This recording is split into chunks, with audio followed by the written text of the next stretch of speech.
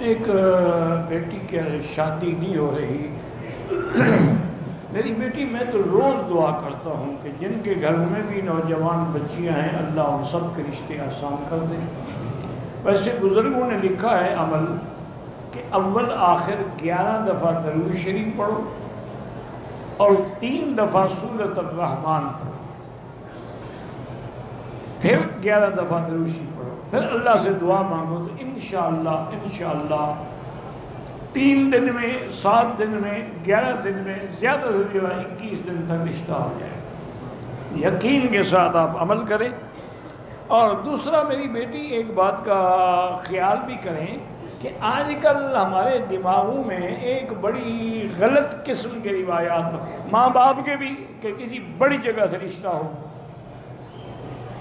لڑکے والے بھی اس جگہ رشتہ ہو جہاں جہیز آئے اور گاڑیاں بھی دیں، کاریں بھی دیں اور ساتھ فرنیچر بھی دیں، سامان بھی دیں. اس لیے جب ہم نے یہ جھوٹی انا بنا دی ہے تو رشتے ہونے ختم ہو گئے. اگر صحیح معنی میں اسلام پہ چل کے جیسے حضور نے فرمایا کہ آدمی رشتہ کرتا ہے کسی لڑکی سے یا تو اس کے جمال کے لیے کہ خوبصورت ہے، یا اس کے خاندان کے لیے، یا اس کے دین کے لیے، فرمایا فاختر ذات الدین، دین والے کو ترجیح دو. تم بھی میری بیٹی اگر دین والوں کو ترجیح دو تو کوئی مسئلہ مشکل ہے ہی نہیں، 1 منٹ میں حل ہو سکتا ہے.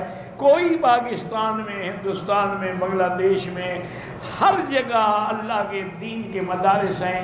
مدارس البنین بھی ہیں، بنات بھی ہیں، لڑکوں کے بھی ہیں، لڑکیوں کے بھی ہیں. تو اگر آپ کسی مدرسے کے محترم کو جا کے بتائیں کہ میری یہ غرض ہے تو فوری طور پہ انشاءاللہ حل ہو جائے. اب آپ حیران ہوں گے کہ میری والدہ کا جب نکاح ہوا نا، میرے جو نانا تھے نا وہ بہت بڑے عالم تھے لیکن تھے بریلوی.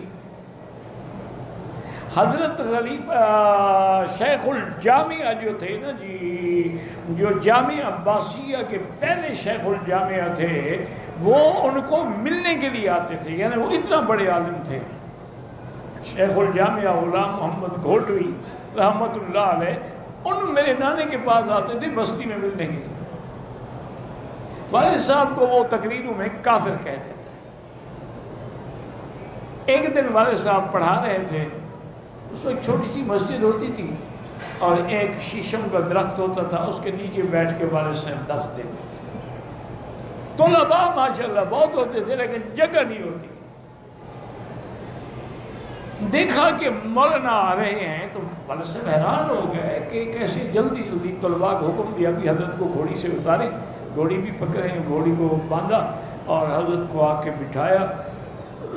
جیسا بھی کمرہ تھا، جیسی چار، وہ تو بڑے آدمی تھے نا، وہ نانا میرے جو تھے نا وہ اس زمانے میں بھی لاکھوں پتی تھے. تو حضرت والد صاحب نے عرض کیا کہ حضرت آپ کیسے تشریف لائے؟ فرمایا بھائی میری لڑکی بالغ ہو گئی ہے اور میں تمہیں رشتہ دینا چاہتا ہوں. میں نے کہا حضرت کافر سے رشتہ ہو جاتا؟ شرم نہیں آتی؟ میں تیرے در پہ چل کے آیا ہوں اور تم آگے مجھے باتیں سناتے ہو. تقریر میں آدمی کہہ دیتا ہے ایسے. تو یہ لوگ تھے کہ بس بالغ ہو گئی، میں ایک رات بھی اب اس کو گھر میں رکھنے کے لیے تیار نہیں. فوراً نکاح کرو اور اپنی بیوی کو لے آؤ. حضرت میں کہاں لے آؤں، میرے پاس جگہ ہی نہیں ہے. فرمایا بس ایک کمرہ اسی طلباء سے خالی کروا لو. یہ جب ایسی باتیں ہوتی تھیں رشتے میں دیر ہو سکتی ہے.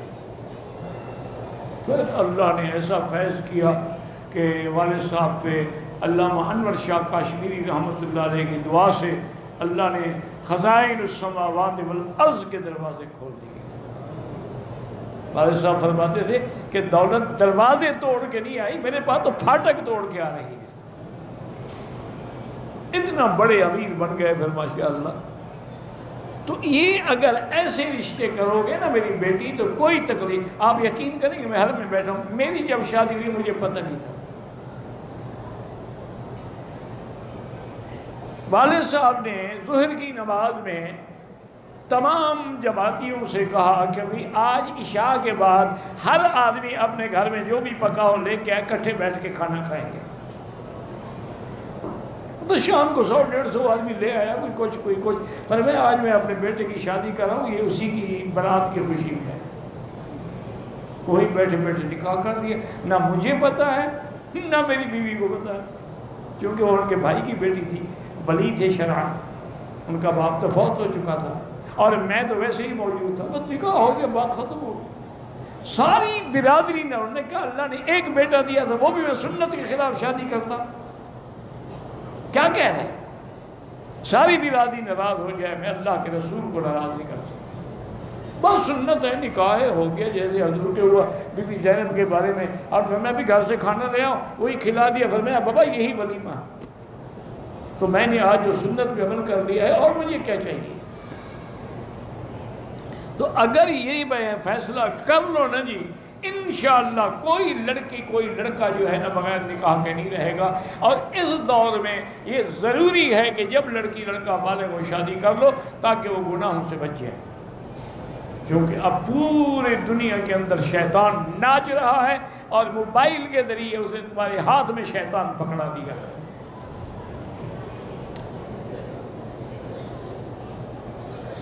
اللہ کے نام پہ منت مان کے جانور قربان کریں، بالکل کریں، اللہ کے نام پہ جو بھی منت مانی جائز ہے۔ بی بی مریم کی اماں نے اللہ کے نام پہ منت نہیں مانی تھی قرآن میں کہ انی نذرت لک ما فی بطنی محررا، نظر غیر اللہ کی کفر ہے، اللہ کے لیے کیوں نہ مانو؟ میں ایک پارٹی کے ساتھ ڈیزل کا کام کرتا ہوں، 1 لیٹر پر 4 روپے منافع دیتے ہیں، میں جس سے ڈیزل لیتا ہوں اس سے پیسے کیش بھی دیتا ہوں، وہ مجھے آگے 1 مہینے کا ادھار کروا دے، میں کوئی بات نہیں۔ میرا تعلق انڈیا سے ہے، انڈیا میں تبلیغی جماعت کی 2 جماعتیں، اللہ دونوں کو اتفاق و اتحاد عطا فرمائے، اللہ الف بین قلوبہم واصلح ذات بینہم واہدہم سبل السلام۔ ان دونوں کے بارے میں کوئی بری بات نہ کہو، یہ اللہ کی طرف سے امتحان ہوگا، اختلاف ہو جاتے ہیں۔ اب بی بی عائشہ اور حضرت علی جیسی ذات میں اختلاف ہو گیا،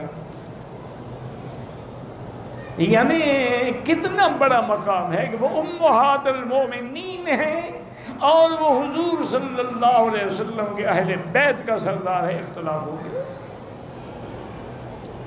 حضرت علی اور حضرت معاویہ میں اختلاف ہو گیا، جنگ ہو گئی، صحابہ شہید ہو گئے۔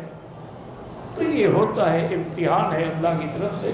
تم دعا کرو کہ اللہ پاک ان سب کو اتفاق و اتحاد کی توفیق عطا فرمائے۔ کوئی نماز میں رفع دین کرو تو ہو جاتی ہے، نہ کرو تو ہو جاتی ہے۔ حنفی مسلک میں نہ کرنا جو ہے وہ زیادہ افضل ہے۔ اس کی وجہ ہے کہ محدثین نے جتنی بھی باب باندھے ہیں، رفع دین کا پہلے ہے، رفع دین نہ کرنے کا بعد میں ہے۔ تو یہ محدثین کا قاعدہ ہے کہ جو بعد والی بات ہو وہ پہلے کو ختم کر دیتی ہے، اس لیے نہ کرنا زیادہ بہتر ہے۔ حضرت عبداللہ بن مسعود سے بڑا صحابی کون ہوگا؟ انہوں نے نماز پڑھی، رفع دین نہیں کیا۔ اچھا، پھر سب سے بڑے لطف کی بات یہ ہے، میں اعتراض تو نہیں کرتا، میرے لیے سب واجب ہے، ان کے پاس سب سے بڑی روایت جو ہے نا رفع دین کے لیے وہ عبداللہ ابن عمر کی ہے۔ عبداللہ ابن عمر خود رفع دین نہیں کرتے۔ جب راوی اپنی روایت پہ عمل چھوڑ دے تو بات ہی ختم ہو گئی۔ اور ایک روایت ہے کہ کانت آقدا صلاۃ حتی ماتت، حضور کی نماز موت تک ہی رفع دین والی تھی، یہ حدیث ہی صحیح نہیں ہے۔ اس میں جو زیادتی ہے وہ راوی کی طرف سے، حدیث کی طرف سے نہیں ہے۔ لیکن ہم نہیں اعتراض کرتے، جو کرتے ہیں اللہ قبول فرمائے، نہیں کرتے اللہ قبول فرمائے۔